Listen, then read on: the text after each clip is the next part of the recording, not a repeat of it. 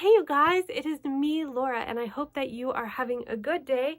And I just wanted to let you know right now, even if you're not having a good day, you're doing a good job. We all have bad days, and it's okay. It's gonna be okay. It might not feel like it right now, but you will push through and it will be okay. This season will come to a better season. So anyway, if any of you needed to hear that, I just thought I would throw it out there right now. But I wanted to come to you today to share you what I am doing with my 10-year-old in homeschool. And notice how I didn't say what grade he's in. The reason I've decided not to do that is because he's in different grades for all his different subjects. And he's just going through some of them really fast and going through some of them slow. And I think that's pretty normal. So he's a 10-year-old. But I thought I would go ahead and share with you what I am doing for him for his homeschool. So I'll do another video that shares what I'm doing with my 7-year-old, what I'm doing with my toddler, and what we're doing for our group subject right now. And I am sitting in front of a heater and it's really hot, so I'm gonna turn that down. Whoo! Getting hot in here. So for his Bible, for his personal Bible right now, I'm really wanting him to get into the habit of spending time with God daily. So I'm really helping him learn to explore tools, explore things in ways that he can do that will work for him, that hopefully he can carry on to the rest of his life. But right now it's really the exploration stage. So we have the Bible Is app and he's very much an auditory learner. So he will listen to a chapter in the Bible.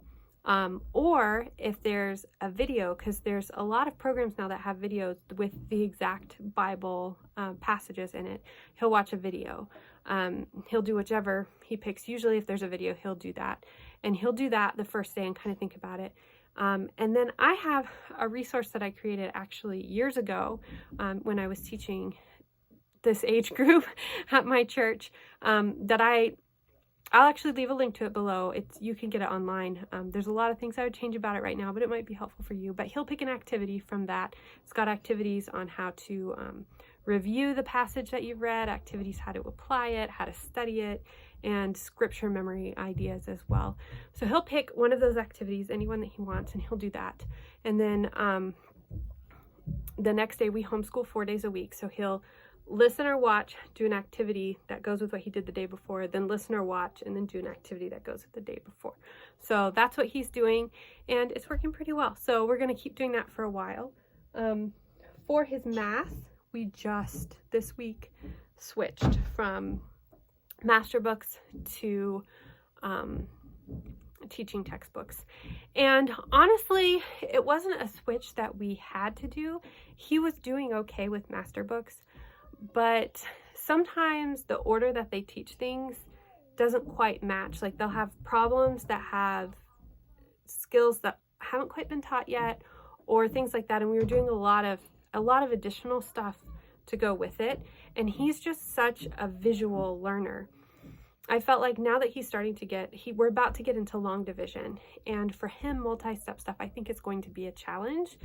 And so I'm kind of trying to preempt that. So with math, I don't want it ever to be super hard. I feel like if it's super hard, we need to go back and work on some more foundational skills to get us to where we were. So I'm trying to kind of get ahead of that long division, all that hard stuff. So I decided to try teaching textbooks with him because it is very visual, which he likes. You get instant feedback, which is really good for him. And it's a platform that he really likes. And I think he struggles some with his fine motor skills. So writing a lot can be hard. And this can be done mostly on the screen. And so I still kind of do it with him close by me so that I can help him and notice if there's any problems. And as soon as he's done, I go to the grade book right then and check his work and go over it with him. I don't wait, just like I would have done with his notebook before. And so that's something we're trying. I don't know how well it's going to work. We did use the sample and that went really well. But I think this might actually be a good fit for him to continue, which is actually good too, because master books only goes up to level 6 and I would have to switch at that point anyway. So that's what we're trying for his math right now. We'll see how that goes. And also what we also do for math as part of our ways to keep our skills up and to continue practicing addition facts, getting the facts quickly, because that makes math a lot easier in the long run. I know, because I still sometimes, well, not as much. Once I started teaching the basic skills, I got it down. But when I was in really high level math, I would still be counting and figuring with my fingers. And while I could still get the right answer, it took me so much longer and made the work so much harder. And so I want all my kids to be able to do that a little bit more quickly. I'm not worried about mastery. I just want them to constantly be practicing and working with it.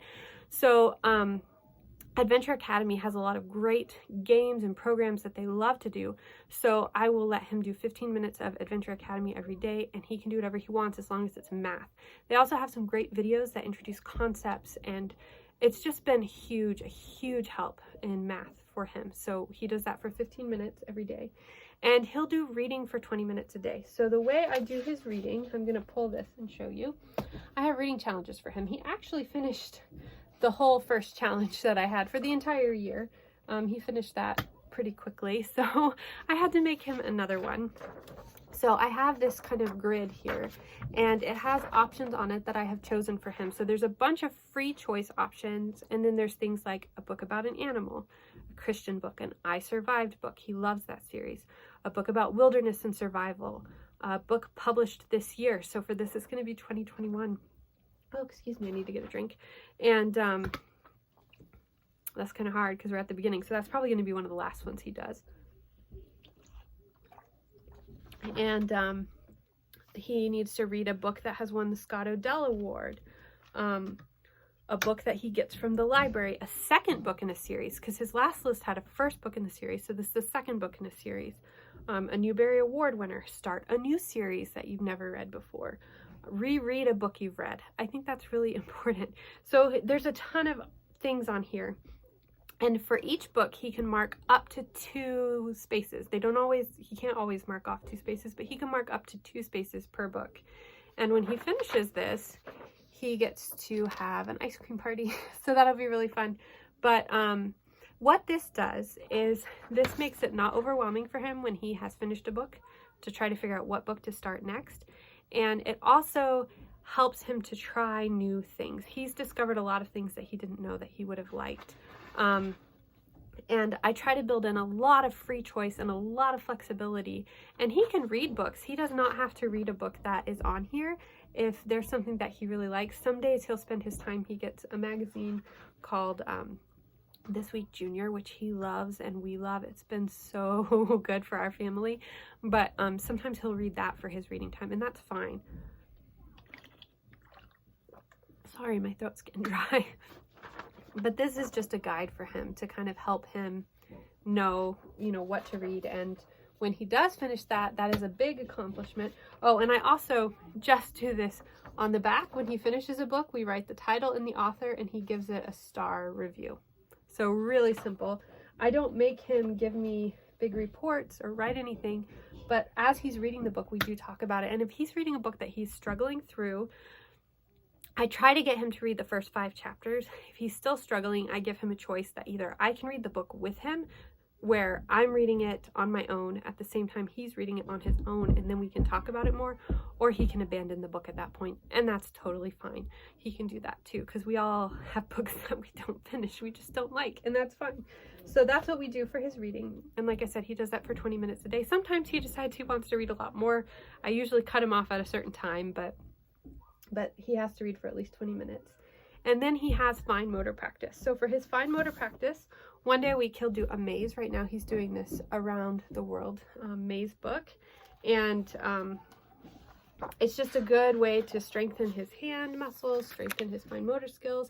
I got this from Usborne, goodness, several years ago. I don't know if they still have this one or not. I'm sure they do have maze books. Some of them are easier and some of them are harder, but he also likes to read the information about the different places. It's really fun for him. When he's done with this, I might get an extreme dot-to-dot book or another maze book. I'll see what he wants. But he'll do that one day a week to work on his fine motor skills. 2 days a week he does handwriting. Let's see if I can find his handwriting. Right now for handwriting, we are doing Good and the Beautiful. I think this is level 3. So this is where they start on cursive. And I love it because It's got the color-coded dots that show you exactly how to form the letter, which is really good for him, and I really like that. Cursive is a lot easier for him than print, which is why we went with that, and that's true for a lot of kids who struggle with writing. Cursive is easier because it was actually made to be a written language, not like print. It wasn't made to be handwritten. And I like this because it also has other activities. Like on this day, copy the pictures. If desired, color the pictures you draw. So these are also really, really important skills to work on for fine motor. And like here on this day, he's got draw ants crawling up the tree and then color the picture. Very good for him. And a lot of these activities are building his stamina with writing, but also just working on some of those skills. So I'm really happy with that. And that's from The Good and the Beautiful. And I just have the PDF, so I print those off as we need them. And then for his spelling, we are doing all about spelling. And so I do this a little bit differently. So we go through and we do the program as written. But once we build up 5 cards that are in his review pile, 5 cards that he has struggled with that he doesn't know, then we take a break. And what we'll do is I'll write the words in his notebook here. And I have a whole file that I've created with tons and tons and tons of activities for practicing spelling words. So we'll write them here. The first day we'll go over each of the words and what the rules are and why they might have been hard for him. So we kind of practice them together. And then each day these change, and he has activities. So there's always 3 activities for each day, and he picks one of those to do to practice his handwriting. So on this day it was rainbow tracing. Trace each word 3 times using a different color each time. Or build your word with magnetic tiles, or use a stick to write your words in the dirt 2 times each. So that was that day. Here's a couple more days. Rainbow words, which actually is similar to the one before, which is different though. Write each word 3 times using a different color each time. Very similar. Build your words with the Tiles app.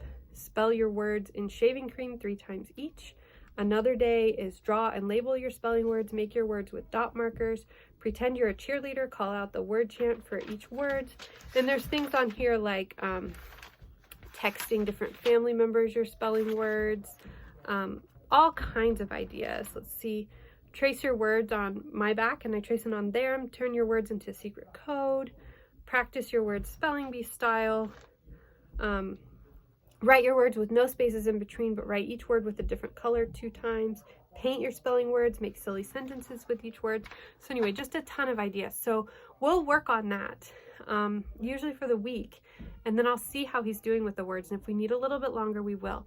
Now, if he's gotten at least 3 or 4 words really well, and there's still 1 he's struggling with, or maybe 2, we'll continue to move on, and then we'll revisit those words when we stop and do this again. So that's kind of how we do all about spelling. For English, we've just made a big change. What we were doing, I didn't feel like it was working. We had started the year using language lessons for living educations from master books, and it just does not work for us. Not a good fit for us. And we were using Grammar Galaxy for a while, which the kids loved the stories with Grammar Galaxy, but I felt like all the information, like the stuff to learn, was just going in one ear and out the other, and it was just taking our time. So I've told them they can listen to the book on their own if they want to, and we're not going to use our homeschool. Like, I don't want to waste their time, you know? So this week we've started doing Mondays is poetry tea time. Tuesdays is 15-minute free write, and I'll usually have a book that I read or some kind of topic that we talk about or a clip of an author interview or something that we'll do to start the free write, and then I'll just let them do free writing and be there to help them. And Thursdays we'll do nature journal, where we go outside and do nature and then come back and do our nature journals, which is different for each week. And on Thursdays we're doing an activity that goes with whatever book we're reading aloud as a group. So that might be activities from a Brave Writer Arrow or Boomerang issue, or it might be things that I come up with on our own, but usually it's kind of a writing project, something along those lines. But that is pretty much it. That's what he has, that's what he's doing, and that's what's working pretty well for us. I feel like school for him has been going really well, and this year I feel like he's been making a lot of progress. So that is always good to see. So if you have questions about any of these curriculums or any of the things that we're doing, please let me know in the comments below, and let me know what some of your favorite things are, some of your favorite subjects that you're doing with your kids right now. And I'll be sharing in the next couple of videos, I'll be sharing with you what we're doing as group subjects. I'll be sharing with you what I'm doing with my 7-year-old and what I'm doing with my preschooler. And I hope that you're having a great week, and I'll talk to you later. Bye.